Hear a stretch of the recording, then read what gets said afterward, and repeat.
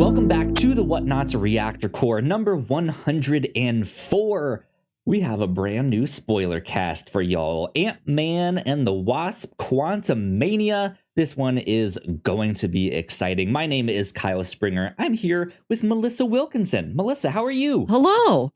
I'm doing good. I brought a special first-time guest to the Reactor Core for this special episode on Ant-Man and the Wasp. We got my new friend Big Spoon. Yeah, giant spoon in the background there. I noticed that, and I was like, something seems smaller about your room here. My parents recently went to Arizona to visit my uncle, who is like selling his place. He's downsizing. He's getting a motorhome. He's going to travel the Southwest. He's getting rid of a bunch of stuff. And my mom texts me like, your uncle of giant spoons. She texts me like, your uncle sent you something for your kitchen. And I'm thinking like, oh, grandma hand-me-downs, like stuff from our late grandparents. Like even the most mundane thing they know they can pawn off on me if they're like, Melissa, this used to be grandma's. I'm like, I want it. I want the grandma stuff. So I was thinking it was something like that. Hand-me-down china or something that's been in the family, but no, giant spoon. Like seriously, put this on video if you were not watching it on our YouTube feed. This is like a 4.5 foot tall big spoon. It's wild. It's got like a thing on the back to hang it up on the wall. This is clearly like a novelty item. This was on some kitschy restaurant and now it's mine. I challenge you to use that as a cereal spoon one day, or like eat some ice It's an entire cream. bowl. Just don't even like tell your roommate that's what you're gonna do, but one day she just walks home and you're eating a bowl of ice cream with this ginormous spoon. She'd be like, what? She already knows it. Like as soon as I got it, I sent her a text like, this is ours now. And she's like, oh my God, yes. Heart emoji, heart emoji, heart emoji. Good stuff. Good stuff. I have nothing that is giant size over here in my podcast studio, but having fun regardless. Ant-Man and the Wasp, Quantumania. Melissa, we've been excited for this one for a while. We've been waiting. This is the first movie in phase 5 of Marvel. It is also, we've kind of been waiting to see more of Jonathan Majors, and we knew he was cast in this before we saw him in Loki season 1. That was a surprise. So I guess we're right off the bat, if you just for continuity's sake, what Marvel movies do you need to watch before going into this one? The first 2 Ant-Mans and then season 1 of Loki, I think, are kind of the important ones to watch there, especially the season finale of Loki there. So, but yeah, besides that, this is one of our first major looks at Kang the Conqueror, and this is what we've been so excited about. So I went to go see this on Thursday night, like first available showing that I could get to. You did your normal make it a day Saturday thing, went out to Cheesecake Factory and all sorts of stuff. Our most quantum restaurant. Oh, yeah, absolutely. You can get lost in there. You fall into that menu. You could fall forever. But what did you think? What were your initial thoughts? Can I have yours first? Sure. Yeah. I'm mixed on this one. I am like, this one is, and not in the way that I'm usually mixed on a movie. This one is interesting because I think it is a movie filled with dualities. Of like, is this a really good sci-fi action film? Yes, it fits amazingly well in Marvel's like portfolio of like sci-fi action films. Does this feel like the previous 2 Ant-Man movies? Not at all. For better or for worse, it is something else, right? It's not a heist. it's not, they're not like, he does kind of steal something briefly, but that's really not the point of the film here. It's set in like an entirely new location. Like we're not familiar with the setting, but the setting does feel like maybe something the Guardians might explore a little bit more here. The action and the stakes of this movie maybe feel more like an Avengers movie here. On one hand, did Ant-Man win? Yeah. Did we lose? Maybe. Maybe. There's just so much like back and forth here. I think it works on both levels, but it's also like it just kind of depends on what you prefer. I feel like there's some people who I think can leave this and being like, that's not an Ant-Man movie. Like, I don't know why you would like this. Like, this isn't what it is. Or you can leave this being like, that was actually pretty decent Ant-Man action film here. Yeah. Why does it need to be a heist? Like, why can't they do something else? So that's kind of my thoughts. I understand that. I don't think there's anything this movie really did wrong. There's a couple things it does that I think are really excellent choices that I think really knocked it out of the park on what it needs to be. A couple moments that really hit. But I kind of wish the ratios were different on some things, that there was like a little bit more of the flavor of the first two Ant-Man movies. Like, yeah, it's cool to see the quantum realm. I like it's colorful, it's textural. They're climbing around on all those rock formations. The creatures look cool, but it's almost too much of that good thing. Like, we're out in the normal world for like a 10-minute bookend at the beginning and end of the movie. And I did notice like an hour in, after we're just fully in the quantum realm, that I'm like, I miss the sky. I miss a blue sky like we have on Earth. Like, we're in it so deeply. It made me think of how like casinos don't have windows. I feel like I've been inside a windowless casino for too long.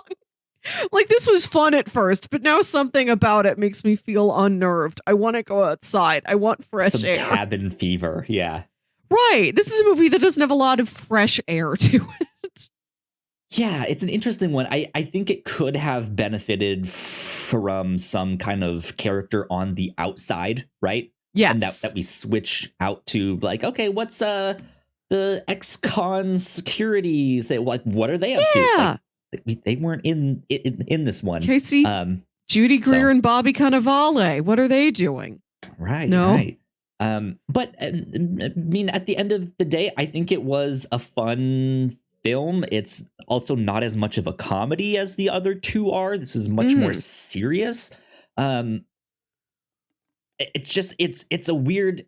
I think it's a victim of what the MCU has made itself to be, if that makes sense. Like, people complained about the MCU movies being too formulaic, and then they started to do characters that were a little more genre focused, right? I think Ant-Man was one of those. And so they set Ant-Man up to be this genre character of like, he's always got to do a heist film. And it feels like we got the setup to a punchline that never came in this one here, right? We got the first two heist one, and then there's this, and it feels like I feel like I walked in on the middle of something here. Yeah. The middle of something here is cool, but it just feels a little out of place, if that makes sense. Yeah. They heighten the stakes. They heighten the scope. They change the setting. They really take these small time characters and put them on this big cosmic battlefield, which works on some level. But then you're also like, I really liked them just stealing stuff in regular San Francisco because nothing else is going to give us that. Like, they're in a world that like the Guardians could be in, that Thor could be in, that Captain Marvel could be in. They've pushed Ant-Man up. They've leveled him up, but they can never like put any of those bigger, more cosmic heroes down in little San Francisco. Like we're losing the sort of on the ground fun caper, and nobody else is really gonna give it to us in Ant-Man's stead while Ant-Man goes and does a cosmic adventure. So I like this, but I'm like, would I have liked the, regular human thievery caper more? I don't know. I feel like that's where Disney Plus is kind of stepping up, right? You have the Miss Marvel show where it is the smaller stakes. You have She-Hulk, right? That is that also goes very meta, but in a sense, it is a much smaller story, right? Whereas I think that frees up the Ant-Man characters to do something else besides that, which I think in the long run is a good thing. I would like to explore Ant-Man doing other things than heists, but it's just you have the 1, 2, and you're expecting the punch, and then you get kicked instead. And it's like, oh, yeah, nice move, but that's not what I was expecting. And I'm kind of disappointed that you didn't punch me instead, right? It's like I came in here wanting chicken tenders, and it's like, here's a burger. I'm like, the burger's good. I was really here for my chicken fingers, and I dip them in the ranch. And okay. Yeah. But yeah, I think the other thing I'm kind of baffled at is why they called this Ant-Man and the Wasp. I don't feel like the Wasp has much to do in this. I guess you could argue that the Wasp that is in the title of this film is the original Wasp. Has more to do with her than Hope, right? But yeah, Hope just was kind of there. I felt like they didn't. She really does have her moments. She does come in pretty strong right at the end in a way I really appreciated, and I do like that they didn't drop her from the title. Yes, they could have done more with her, but I like that they're like, we put her in the title once, she isn't leaving. They are partners. Ant-Man and the Wasp is the name of all of these films from now on. Yeah, I'm good with that. I want that. I just was kind of expecting more Janet to be in this, and she of the Ant-Man family of characters, she's kind of the one that got the short end of the stick here in this one. But yeah, that's kind of my thoughts. Spoiler free. Jonathan Majors as Kang is fantastic. He's awesome. I mean, the man's name isn't Jonathan Miners, right? He really delivers every time you see him. God, I think stellar performance. I cannot wait to see more of him in the MCU because it's gonna be just so wild seeing him take on all of these different versions of himself and do all of that. So that's neat. There are 2 end credits sequences. I think the one that is the mid credits is the most impactful of the 2. The second one is more a setup for a future project. So not as important, but just neat. We got to see this. Cool. Right. I did like that these post-credit scenes are really tied to each other. It really feels like beat 1, beat 2 in the same series of events. Yeah. I like that somebody pointed out that these truly are the spirit of post-credit sequences, and that it doesn't feel like something that should have been in the movie itself pre-credits. That's true. That's a good use of the form. Yeah. Let's get into it. I'm excited to talk about this movie. Yeah, let's do a quick break for some housekeeping, and then we can dive in for spoilers and stuff like that. So we will be right back. Here at the Whatnauts, we make multiple different shows, and a lot of hard work goes into making them, so we would love it if you check them all out. If you enjoy our shows, patreon.com/thewhatnauts is the best place to show your support. For just $1 a month, you can get early access to episodes, and at our $3 tier, a Patreon-exclusive podcast, The Pilots Club.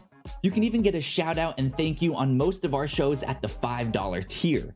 And if you're one of our patrons already, thank you so much. It means the world to us.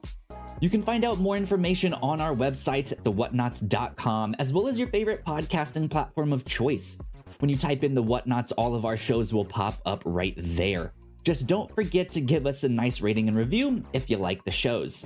You can also find us on YouTube and Twitch for video versions of the shows, trailer reactions, and live streams. And lastly, we have merch. If you want to grab yourself a shirt or a hoodie or a mug or something else, head over to the whatnauts.com/store to pick up some merch today.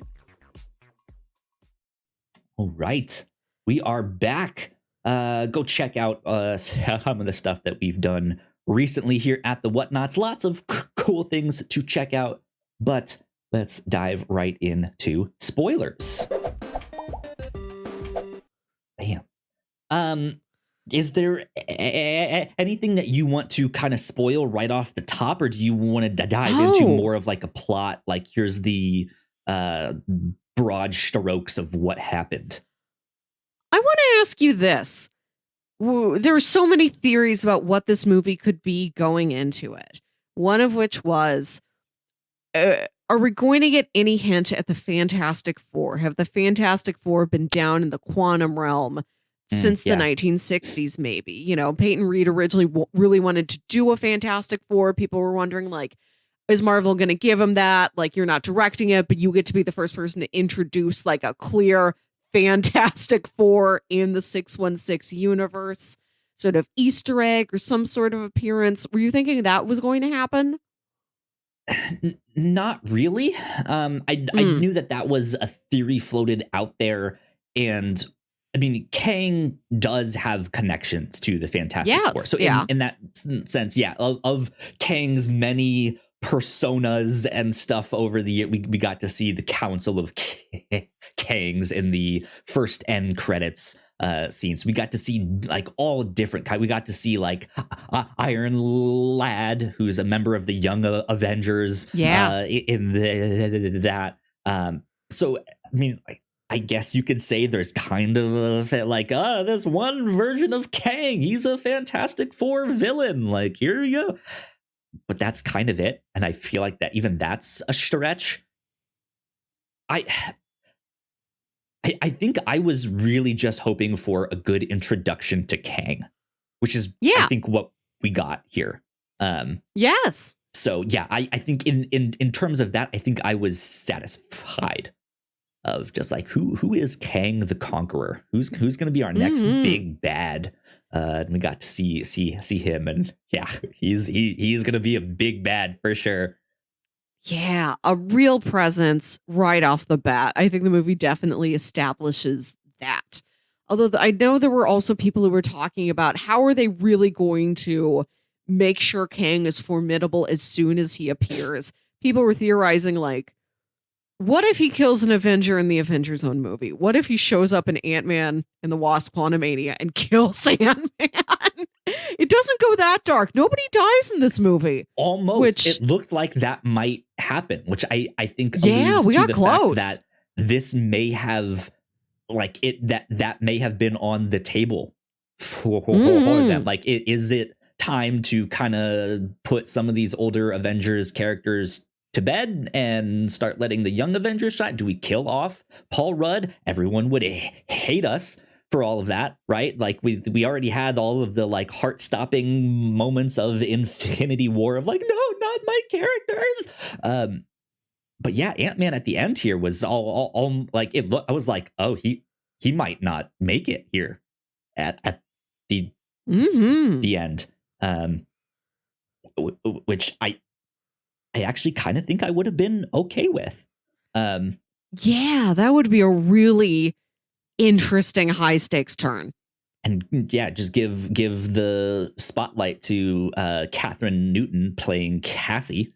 I think that would be really, really good, because we have the like Iron Man to Peter Parker like mentorship thing, almost like the father and son role here. You have the same thing with Captain America and Bucky, right? The like best friend, but it's all like guy mentorships. I think it would be really, really interesting to see like this family of women like mentoring one another, and to see like Cassie have to go be between Hope and Janet and just be like, what do I do? Like, how do I step up and be what the world needs me to be here? I think would that like be that neat. as a movie where Judy Greer is also in the mix, also trying to be an impactful mentor, but she doesn't know about superhero stuff. So she's just trying to like really hammer home, like, Cassie, I know you're out there saving the world, but I want to show you how to cook a bolognese. This is what I'm good at. This is what the skill I can share with you. Yeah. Like, I mean, we get maybe a little bit of that with like the Natasha and her sister. Why am I Yelena. blanking on her name? Yes. Yeah. We're gonna have the Marvels.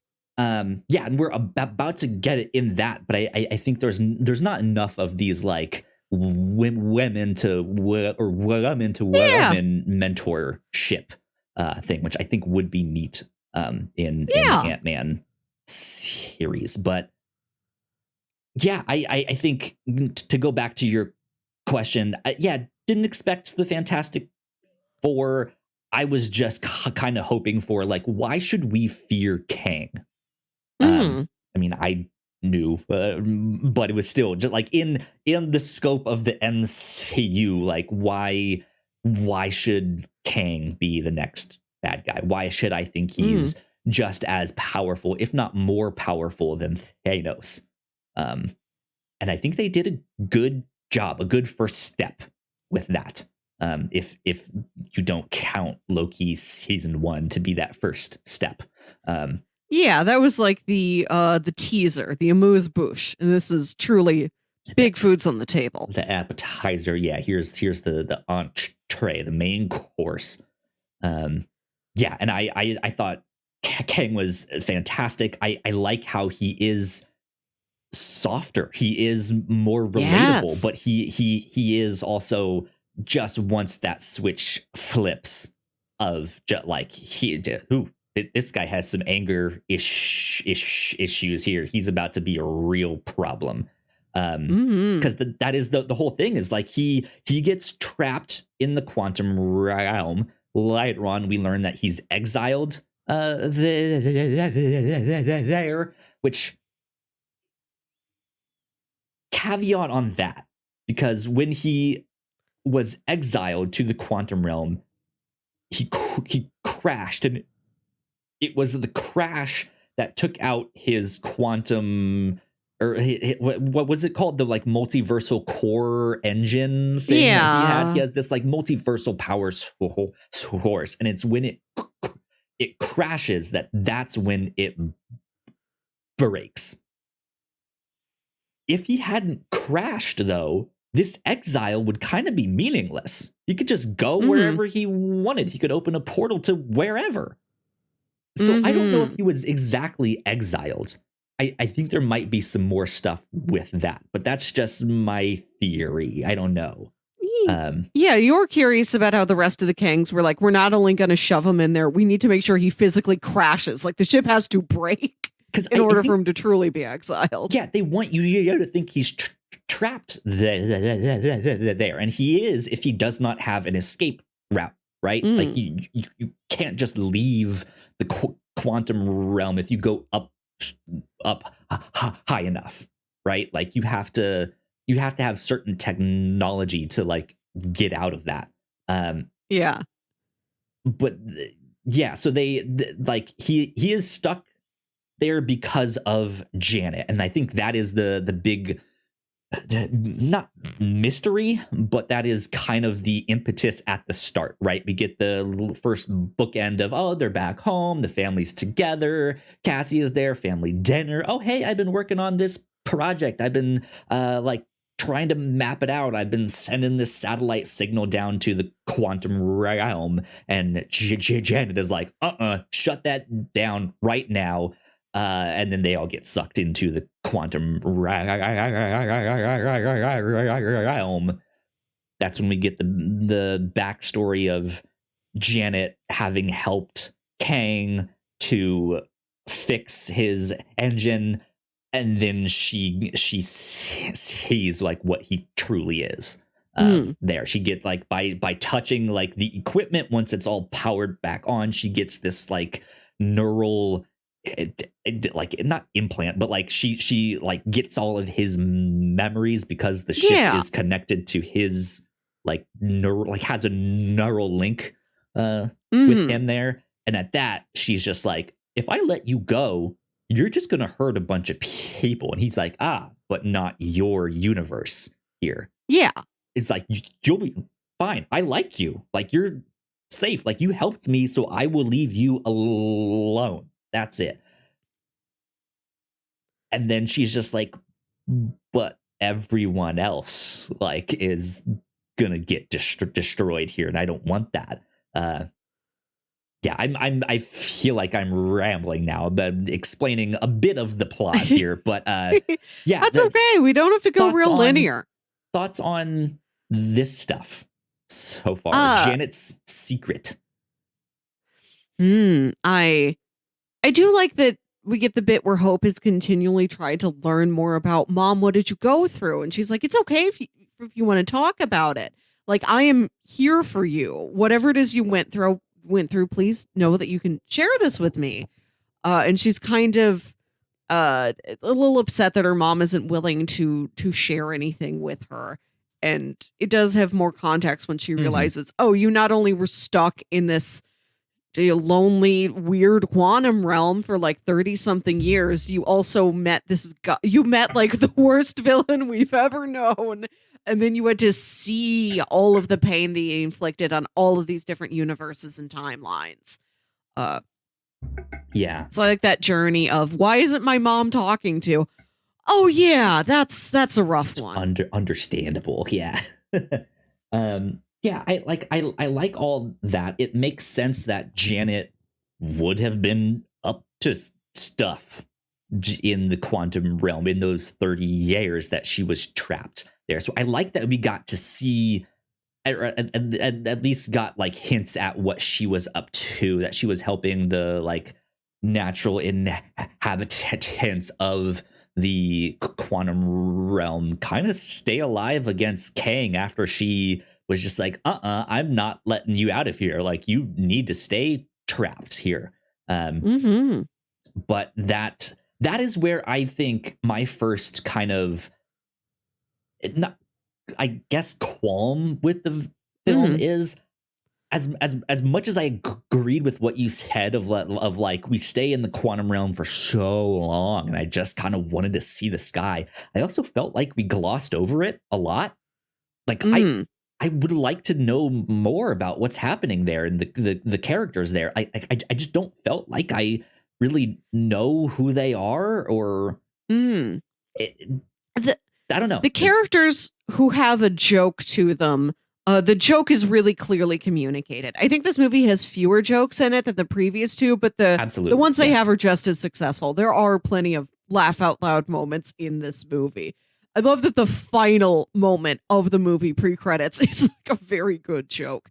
Yeah. But like Quays with his like psychic head, he's funny. The little goo guy who has no holes and wishes he had holes, funny. Yeah. Who, if I'm not mistaken, is also played by David Desmalchin. I think that's how you say his name, right? Yeah. The ex-con guys, we're missing a lot of the previous characters from the previous movies, which there is a reason. It's just about the immediate, like, Lang, Pym, Van Dyne family, the five of them getting sucked in the quantum realm, and they're in the quantum realm for like 95 minutes. But yeah, you get like the ex-cons aren't in there, Cassie's mom and stepdad aren't in there. You see Jimmy Woo briefly. And I was happy that at least we get to see him, and he's like he's taking Ant-Man out to lunch, and then you turn and you see that everybody in the restaurant's like, yay, Ant-Man. And one of the people in the restaurant is Ryan Bergara from like BuzzFeed Unsolved, from the YouTube channel Watcher. Like, I watch a ton of that guy and I'm like, wow, there he is. That's awesome. It was a very exciting cameo. Very happy to see Ryan Bergara. Couldn't skip over that. But yeah, and they're not in here, but I'm happy that they were able to bring like one of those actors back in a different context. It was happy to hear him. Yeah. Yeah, that was neat. But I want more of them. I feel like because the movie focused so heavily on the Ant-Man, like the immediate Ant-Man characters and Kang. Yes. I just feel like the other ones were underdeveloped. They seem neat. I want to know more, just didn't Yeah. get that. So Like the ones who exist as gags, the gags are successful, but yeah, we don't like Jen Tora, who doesn't have any jokes about her. She's just like a serious, grizzled freedom fighter. She shows up and you're like, wow, this lady seems cool. Like you understand like the math of like objectively what her story is. Like her land has been destroyed. She's upset. She wants to fight against Kang. She doesn't trust anybody who, you know, comes from the outside because they're just going to like be a, you know, a beacon for Kang to show up. Like you understand her, but we never get to know her that well right. for us to really feel for what her plight is. And I do like the setup that Cassie at the beginning out there in the world is like really fighting for justice in any way that she can. You know, like she's in jail because she was trying to stop this raid on this camp of all these people who've lost their houses due to the blip. Although also they talk about how Hope is using PIM technology to make a bunch of houses. So I guess it's just still a process. More houses are being built. Not everybody has a house yet. But she's really like fighting to help people. But then they get thrown down into the quantum realm. And Scott makes some really solid points about we need to figure out how we get home. There's a very big chance we could be trapped down here forever unless we like really hustle, get to it, like find Hope and her parents, get out of here. And he's like, we don't know about time dilation.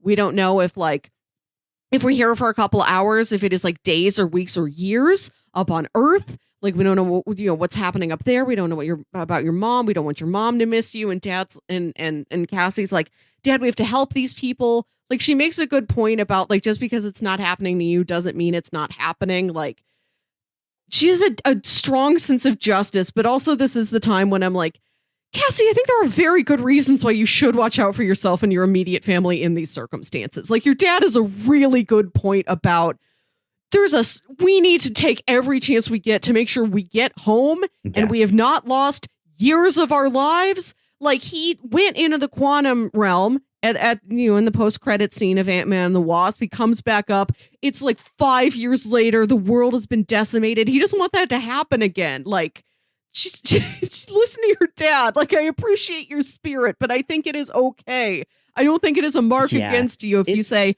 good luck with your freedom fighting. I have to get home to my universe. This is also a really interesting movie for me because I feel like this is a movie that is trying to say something politically, but just fumbles the ball like just so much and ends up just saying nothing at all. Because Cassie is this activist. They're trying to paint that in a great light, like, hey, social change, social justice, that's a great thing. And then in the same movie, they're also like, ooh, socialism, that's a loaded word. I don't know. I think it's just a joke about like Hank being an old man who's out of touch and he keeps talking and talking about something that doesn't need to be discussed at that moment. They're like, no, Hank, we gotta go. Sure, but I think that's also where like it's not explored enough to have it really say anything. So did like if Cassie was a little bit less of an activist, like visibly so, like if she had just shown up to the family dinner at the start, they get lost in the quantum realm, and she just has the like natural like superheroic goodness of like, well, we can't just let these people die. Like I think the story would have been the exact same, and so it just seems like I don't know if you really needed that flavor or if that flavor really added anything to it. But it is and like at Disney, big corporation, so yeah. I think there's just like a lot that the movie needed to accomplish at the beginning of the movie when she's kind of upset at her dad for not being more supportive of her activism or more of an activist himself, and he's like, I saved the world. And she's like, yeah, but remember when you like broke into that company, you like gave the money back to the people they swindled it from. Yeah. Like she's like, you've done all these heroic things. Why don't you do more? And he's like, I already saved the world. And it's shown as like shallow that he's like written this book about himself and he's going around reading it to people like maybe it is, but to me, it opened up the question of like, how much do you have to do in order to earn a sense of rest and relaxation and self-focus in this world? Like, he did save the world. Does he not earn like a couple years off to focus on himself? Is that not okay for him to do? Yeah, that's also just an interesting problem for superheroes in general, of seeing how Superman got started and who his villains were when he got started. It was corrupt landlords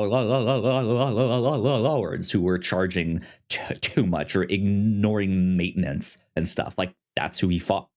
And now he's like fighting giant robots and aliens and traveling to like different universes and stuff like that, which is neat.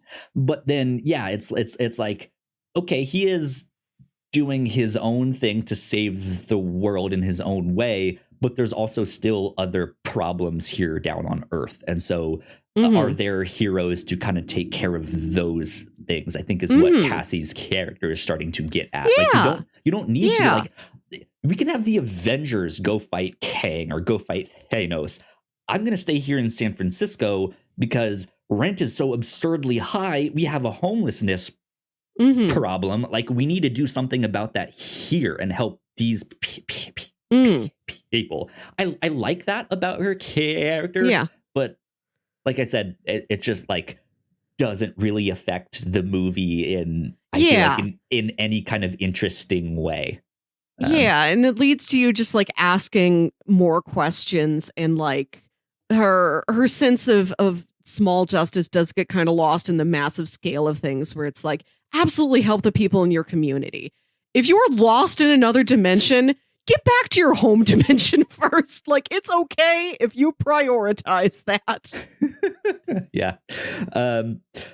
Let's see. So we learned about Janet's secret history in the quantum realm. Bill Murray comes in because Janet knows him. He knows that he can get her to care. If they speak to Bill Murray's character, he might know where Ant-Man and Cassie are because they've all been split up. He's like, hey, if I know where they are, he knows where they are. That's when we get our introduction to Kang. We hear all of Janet's secret history.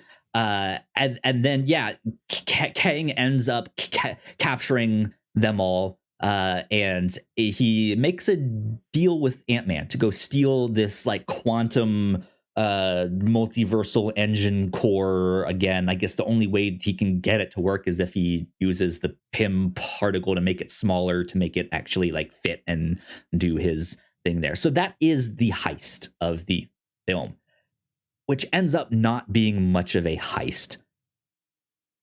But I like visually what they did here with this. I think this is such a cool sequence. That there is this part of the quantum realm that Kang, it feels like he's stopped time on this one section of this thing. I'm not sure how true that is, but that's what it felt like to me. That when Ant-Man goes down in there, he enters this like possibility space that once he steps in, like he sees any kind of possible chance that he could. It's some effect from the like multiversal engine core. He's in a probability storm. Yeah, there's just a million Ant-Mans running around. And then there's the one from Baskin Robbins, the Scott Lang that never left Baskin Robbins, but who's still helping, right?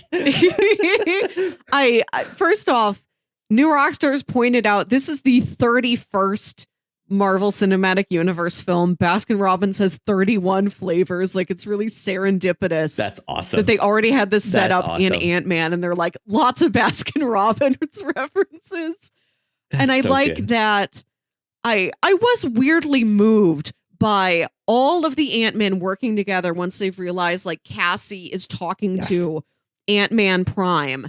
And like they've been fighting about, no, I'm the original one. And once they hear Cassie talking to him, they're like, that's got to be the original one. That's Cassie's dad. We are all in some way Cassie's dad. So we got to support the dad that Cassie believes in. and they all move together, all of these hundreds and hundreds of Scots to like push him up, like, for Cassie. Yeah, do it for Cassie. Get back to Cassie. Yeah, and then it ends up mimicking stuff that the ants would do, how they, build this giant tower up to all of that stuff. And by that time, Hope and Janet and Hank are there to rescue Scott and Cassie. And I want to say I really like that when Hope flies into the probability storm, there are far fewer of her. She's a more like determined, decisive person compared to Scott. And then once they see each other and they like lock hands with each other, like every other duplicate disappears. Like there's not a lot of these two together in this film. They are split up for a lot of it. But I like that when they have a moment together, they really make the most of the romance between Scott and Hope. Like when they've got time for it, they really do focus on it. Yeah. I think it's neat just how symbolic that scene is for their relationship. Yeah, that once they grasp hands, everything just focuses in on them. There are no other possibilities out there. It's only them, which is neat. And yeah, they get the multiversal engine thing and they take it back out, and Kang kind of goes back on his deal there, and Ant-Man's just like, yo, what the hell, dude? Like we had a deal that you were gonna help us and get us out of here and let Cassie go.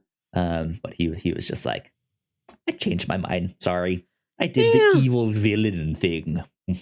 Right. But yeah, then it's kind of then a big rescue to get Cassie. How do we start, like, Ant-Man has this giant temper tantrum to smash all of his stuff into like a giant kaiju thing here. There's lots of stuff going on here, because I think by this point they've kind of roped in all of the like local inhabitants to like start a revolution against Kang, and let's go attack his center here. I'm really just giving the broad strokes here, so please go ahead. We haven't talked about MODOK yet. We have not. What did you think of MODOK? I love how goofy he looks. He looks so uncanny, so cartoony, so silly. I love that they leaned wholly into that. They're like, what else would this guy look like? He looks like this.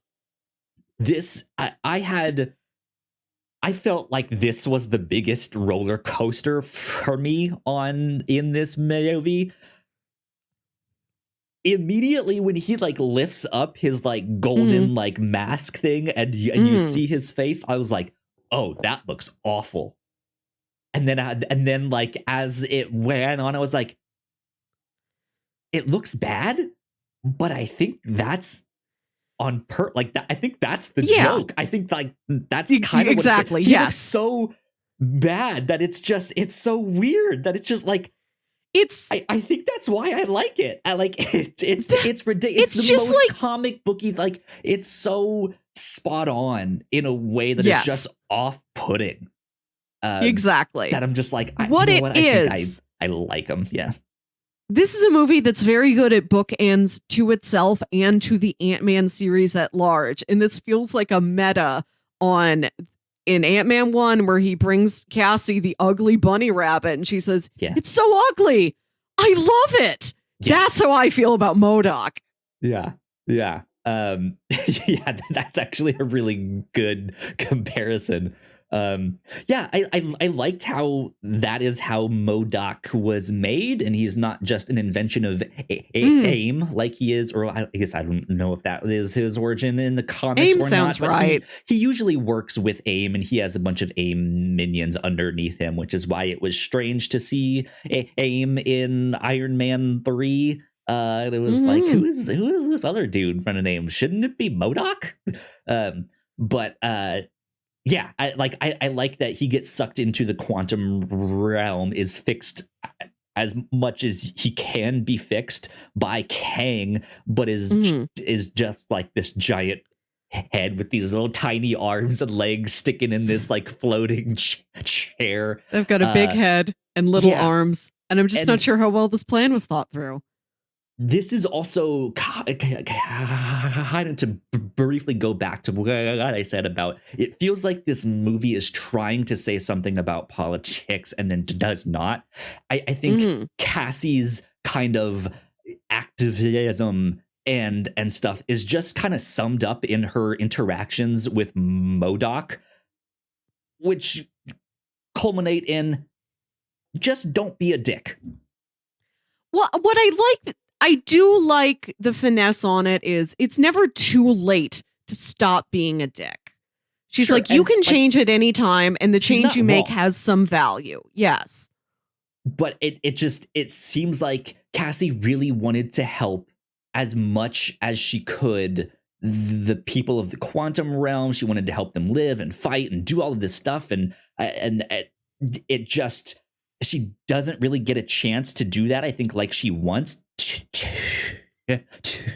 So I don't blame her for, like, even in just this small way, just trying to be like, the only thing I'm going to get here is maybe influence MODOK. Like, maybe I can just be like, hey, man, just don't be a dick. Like, I at least like that. But I think because there is a lot going on in this film and it doesn't really focus on that it just, like, it felt to me that that's kind of the culmination of her activism and political beliefs of just don't be a dick. Hey, just be nice. And it's like, well, that's not really, like, I mean, you're not wrong, but, like, you could have said so much more. But yeah. Besides that, though, I think, I you just hate to love MODOK, right? You love to hate him. And I do like that he is one of the keys at the end. First off, I love getting to this final battle. I was also, like, a little ambivalent on a lot of the movie, part of which I think sincerely was I am too deep in the quantum realm. I haven't seen Sky. When Kang has got, like, Cassie and Scott in his prison, the prison looks cool, but it's too dark, and we're, like, in that space for too long. Like, everything looks cool. Movie. Things happen at night. There is no sun, right? Yeah. Exactly. Like, I didn't think this would affect me, but watching the movie, I'm like, maybe that's part of it. There is no sun, and that's, like, I'm having some sort of seasonal affective disorder for a movie, for the 2-hour length of a movie. Yeah. But the finale, like, the last, like, 15 minutes of this movie, I really liked. Things really clicked in. I like when Hank shows up with all of those ants. It reminded me a lot of the Ratcatcher 2 moment in the Suicide Squad. I love whenever a big swarm of little forgettable things is the key to the final battle.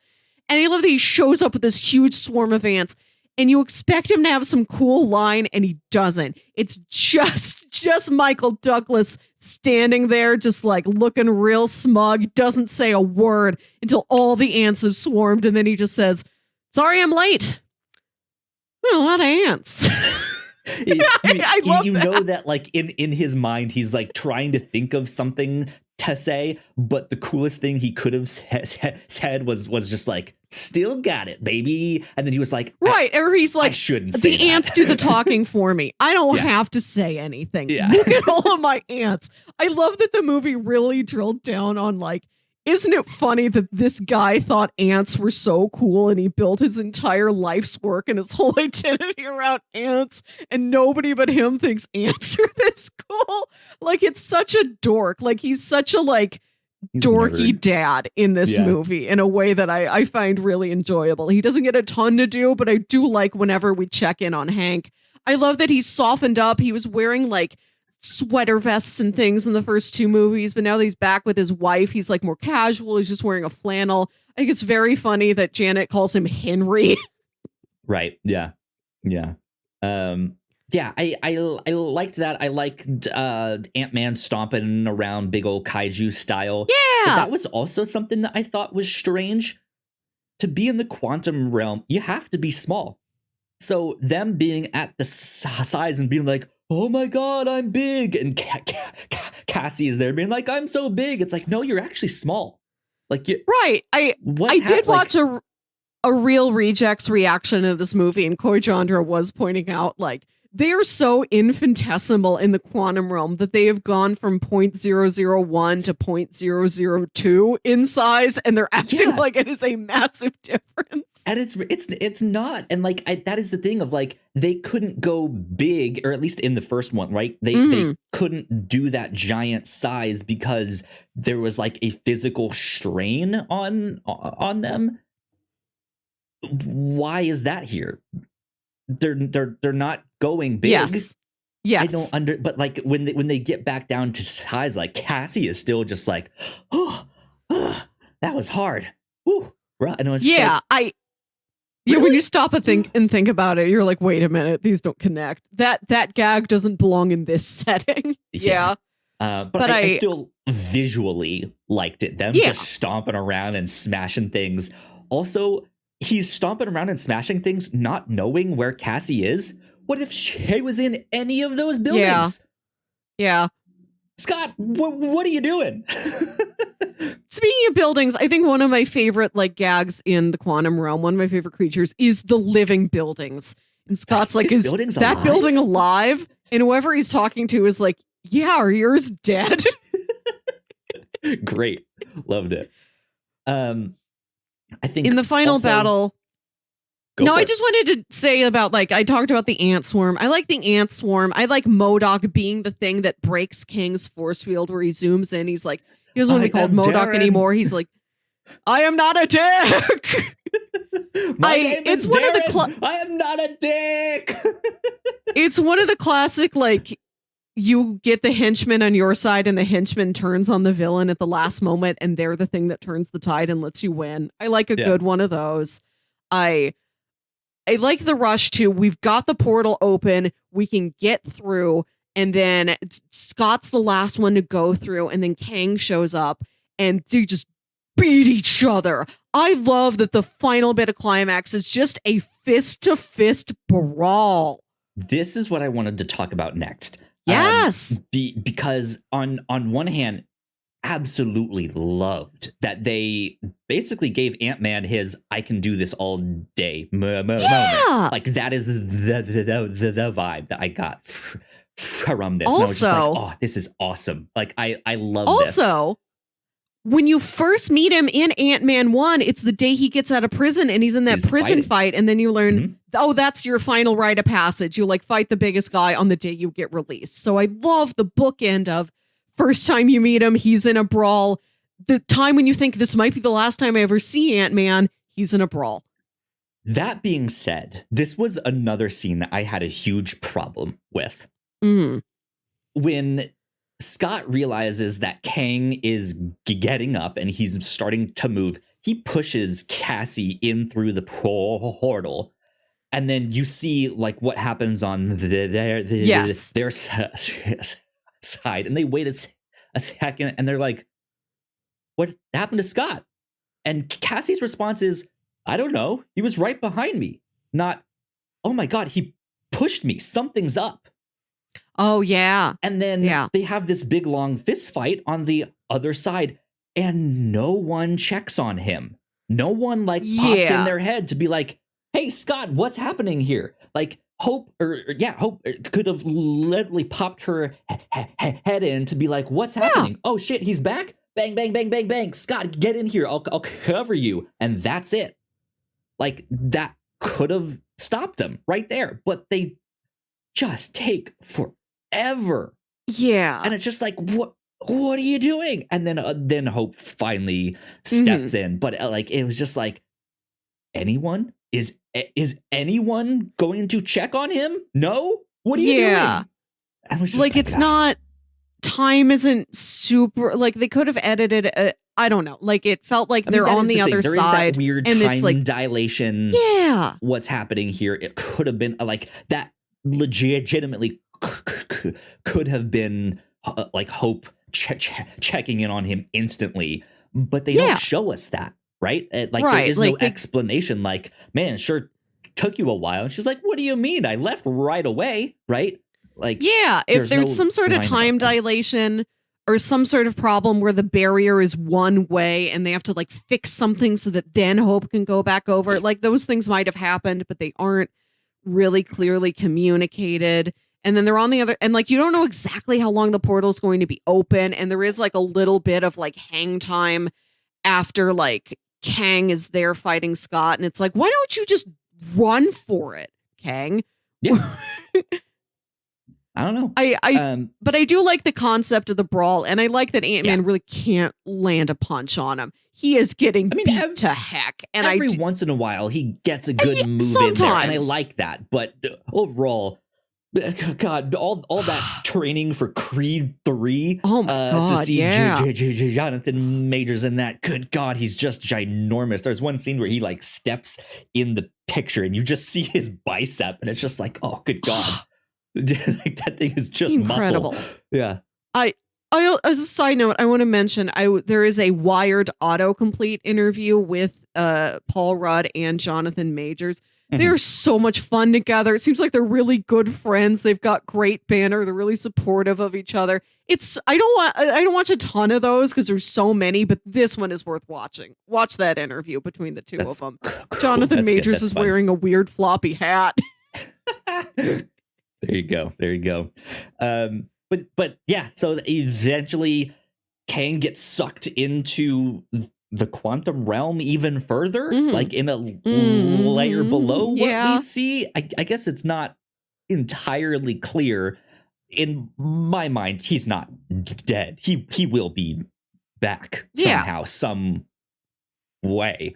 And not just like another one of his variants, but like I'm certain we will see Kang the Conqueror, soft-spoken Kang. Yes, will return again. Yeah, but yeah, he gets sucked down in there. They bring Scott back to the regular world, and I want to mention MODOK's death. I love when they're all gathered around when MODOK dies, even though none of them like MODOK, or I guess he's fully back, and I'm Darren now. They're all gathered around him, even though they don't like him. It just feels bad to abandon the guy when he's dying. And he's like, at least I can say I died as an Avenger. And they're like, yeah. Honorary Avenger. Sure. You made it. It's like, Hope, you were always like a sister to me.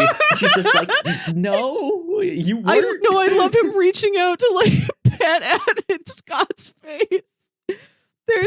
The jokes in this movie really do land for me. And in the final bookend, when he goes back out in the world, when he's going about his day, I do like that there is this, like he's having the happy, fun time, but there is that fear that sets in on him where he's like, at least I defeated Kang, right? Like, did what I do kill him? I don't really know how stuff works down there. Did I kill him or did I just send him somewhere else? Is he going to come back? He specifically is like, well, he did say if we got rid of him, they would cut. Right, Who's coming for him? Oh, well, like it's my daughter's unbirthday. Like, I like that scene. I like that we are shown that fear through like Scott's inner monologue and the scene and the bit where he stops on the street and he's like, wait a minute. And like the lighting kind of goes dim and goes cold. That is the only time you can see how old Paul Rudd is. I don't know if like there's all these jokes about how he's beautiful, how he hasn't aged a day. He looks exactly how he did in Wet Hot American Summer. Incredible. Truly a legend, a pinnacle of humanity. But for that 1 second where he's scared Kang is still out there or something worse is happening, it's the only time where you look at him and you can see the age that he does have on his face. And I don't know how that happens. I don't know if that's just something mentally in us that when just we think of somebody that weight on him, right? The dread lends to him looking older because there's like no digital effects on him, no makeup effects. You don't got to do that to Paul Rudd. Paul Rudd looks that good to begin with, but it's not like he has the power to be like, and it's not like nobody is consciously making him look younger, including himself. I don't know if he acted that you can like see the pores and lines on his face. I don't know what that is. I don't know if this is purely an optical illusion in my own mind. Makeup, but lighting, for that smoke, and mirrors. second, you can see that this man is in his 50s. Yeah. And he's tired and he's scared. Yeah, I for certain at that scene thought we were gonna see another variant of Kang in that. Yeah. Like he just happens to like brush by him and like they hit shoulders or something. Mhm. I was expecting us to see another version of Kang. Like not acknowledged in a way, but Yes. like if you look like, oh, that was Jonathan Majors. Like that was another variant. Like the Beetlejuice walking around in the background on Community. Right. Yeah. Yeah. Exactly. Yes. Yeah. That would have been perfect. But no, we didn't get that. And then they go to Cassie's unbirthday. She's like, it's not my birthday. He goes, but I've missed a lot of them, so who cares? Like, just have fun. I love That's the end. His final joke. I love that he goes to his old boss at the Baskin Robbins and he's like, I came out of retirement to make this cake for your daughter. I haven't made a cake since 97. And he opens it up and it's like, it's such poor form. There's like patches where you like accidentally picked up frosting. Like it's just such bad cake decorating in like so many different ways. It's not like all the frosting is smooth, but he can't write. It's such a specific mess. It's the same feeling and face and pride that Hank has when he shows up with all the ants. He's just like, I made this cake. Still got it, baby. And they take the Baskin Robbins ice cream cake to the birthday dinner at what seems like a pretty fancy restaurant, a pretty upscale place, where I'm sure you could get their own very nice dessert.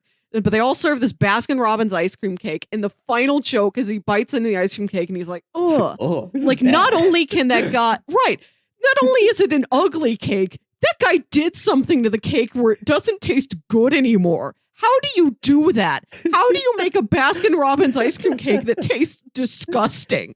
Like the pure mystery in that action is such a great joke to end this movie on. It's good. It's good. Yeah, I enjoyed it. I love the way the end credits look. These are beautiful end credits. Some of my favorite in a while. Yeah. Yeah. I mean, I really, really enjoyed that a lot. I enjoyed the film, but also I also walked out of the film just being like, it was okay, right? And it was fine. And that's me wrestling with all of these dualities. Like I want it to be one thing, but it's not that. So I have to take it on its own terms. And I liked it on its own terms, but it was still just like I almost felt like this movie should have been I don't want it delayed, but like this movie, I think, would have been awesome if the Guardians or the Avengers were in the quantum realm fighting Kang. They were the ones having this big story. Yeah. And the Ant-Man story is a heist that's taking place at the same time in the midst of all of this. And it's, maybe like the secret reason why the Avengers won or why the Guardians won. But it just felt like the Ant-Man characters were out of place in this giant action sci-fi thriller. I mean, I guess it's not a thriller, but like still just like giant sci-fi action movie. But like you said at the beginning. So yeah, I think there's some things this movie does that I think are excellent, are like really smart choices. There's stuff that's really funny, stuff that's heartfelt, stuff that looks really cool. But I don't know if the whole of the thing is greater than what the sum of the parts is.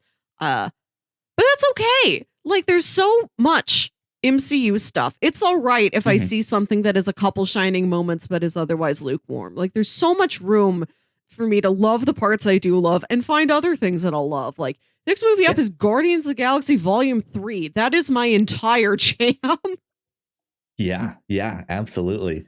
Real briefly before we wrap this up here, the end credits scenes, we already kind of mentioned them, that we do get the Council of Kangs here. We get Immortus and whatever Ramen The Tut or whatever his Pharaoh name is. Ramatut, Yeah. and I think Not Scarlet Ramen Tut. Centurion is the other one. I Yeah. love that it's not like a council. Like when I picture Council of Kangs, I'm picturing something like the Illuminati in Multiverse of Madness. This is an entire stadium. This is like It's the an movie arena. Gladiator. We saw. I love there that was that's a the setup. Scroll. Kang. Did you see him in there? He's in the stands, No. like right by the camera. Oh, I haven't seen that yet. Like it's Kang's and like different realities of Kangs, all these, different ones here. So I'm excited to see just all of these, just to see him play the same character, just multiple different ways here and do different things here. It's going to be so exciting to see him on screen. I'm so happy that's the avenue of the villain they're going for, and that this is the actor they've picked. I'm so excited to see like a dozen different Jonathan Majors. Now, I don't know if there was a Kang wearing a Baskin Robbins uniform in the Council of Kangs, but there should have been.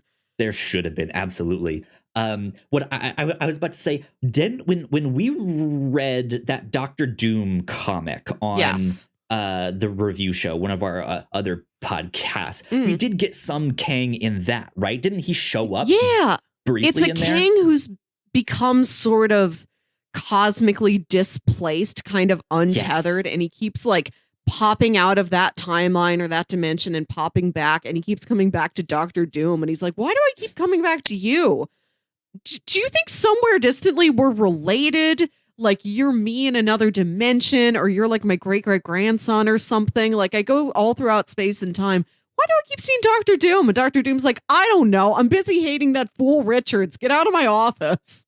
Yeah. So that is one of the things I'm kind of expecting from Kang in later movies, is this kind of time displaced, just extra cold and detached because he doesn't realize when in the timeline he is of just like, wait, is this before or after this event here? Like, I don't remember. It's been so long. Right. And like him mentioning to Scott, like, I have killed a bunch of Avengers already. Yeah. Like, show us. Yeah. Show us that stuff. Or like have us like not know like which universe we're looking at when we see Kang and see him kill someone, but then, oh, they're back here. So that must have been another universe. Like, I want this kind of like out of play. Like Kang must have a plan and is coming up with some way to defeat the Avenger, or like our Avengers, right? But I want to see that plan come together out of order and have it be this kind of puzzle piece of like, what is Memento. he thinking? What is he? Yes, exactly. I think something like that could be really neat. So, and then finally, we see the first Kang, the original one, Dr. Victor Timely, showing his, my marvelous new time machine in full, like, the Wizard of Oz showmanship fashion. And you hear somebody in the audience saying, that's him. And it's Loki talking to Mobius. Yeah. So happy to see Mobius. Yes. They're wearing their little top hats. They're wearing their prestige disguises. I love it. I could not wait for season 2 of Loki. It's going to be a blast. That was a very fun way to cap off this movie. Like, I could have imagined Loki, couldn't have imagined seeing Mobius. So happy to see him every time. Good stuff. Good stuff. Do you have any other kind of final thoughts you want to add on to our spoiler cast here? I think I'm about done. One more final joke I really liked is when Hope realizes that her mom was fooling around with Bill Murray, and she's like, "Mom, him?" And Janet's like, "I had needs," and Hope is like, "Gross," which is like such a standard joke, but it's well performed. And then Hank chimes in with the same stuff, just like, "Hey, no, I had needs." No, I love that his is so mundane and boring and not salacious at all. He's like, I went on a couple dates with a woman named Linda. Didn't work out. It's so mild that he has nothing to say. Like it's probably exactly the thing Hope was imagining. My dad went on a couple dates with a woman named Linda and never saw her again. Yeah. It's such a boring anecdote. That's what I love about it. I love just boring, dorky dad Hank in this movie. Good stuff. I think that's about it for our spoiler cast for Ant-Man and the Wasp, Quantumania. Hope you enjoyed this one as well as the movie. Go check it out if you have not yet. Yeah, it was a good one for sure. But that being said, Melissa, where can the people find you on the internet? You can find me on Twitter and Instagram at Wilkywit. That is WILKYWIT. And listen to my other podcast, Saturday Morning Obscurities. There you go. If you guys want to stay up to date with me, I am at Yo Kyle Springer. And of course, if you'd like to follow all of the stuff that we do here at the Whatnauts, we are at the Whatnauts. So please go like, share, and subscribe. That would help us out a ton. If you're watching this on YouTube, go check out one of the other videos right over there. That would also help us out a bunch, so please go do that. But yeah, this has been number 104 of the Whatnauts Reactor Core. We will see you next time. Bye. Bye.